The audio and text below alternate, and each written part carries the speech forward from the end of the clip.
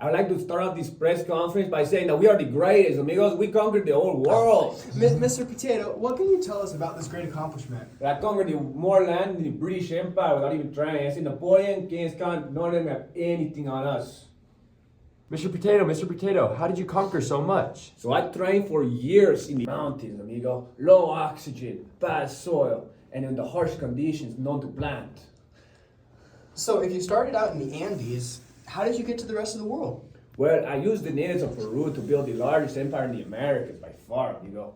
But a new model of human came by, and I was like, man, I gotta ditch these guys, I say. And they took me around the world. I joined forces with these new brand of humans. They put me in the barrels.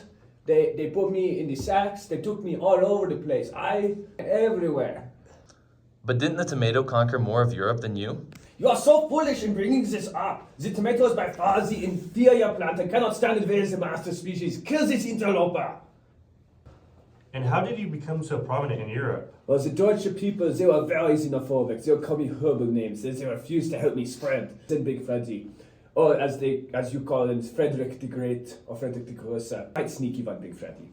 So he told the people that he was planting a very special crop that only the kings could ever eat. And then he had his gods surround my field as I deserved.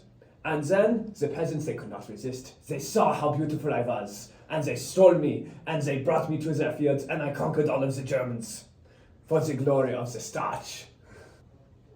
But Mr. Potato, what can you tell us about your story in Ireland?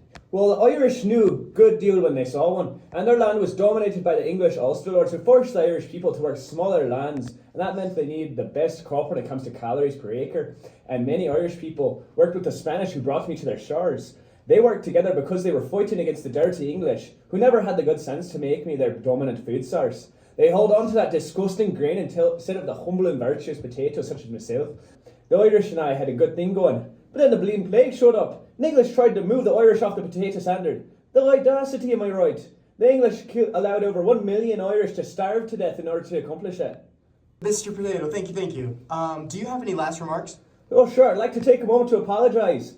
To absolutely no one. I get hit, but I'm still dominating. Undefeated champion of Ireland, undefeated champion of the world. If you look at my cousins, if you look at everything that we built from the ground up, we started in Peru and now we're here.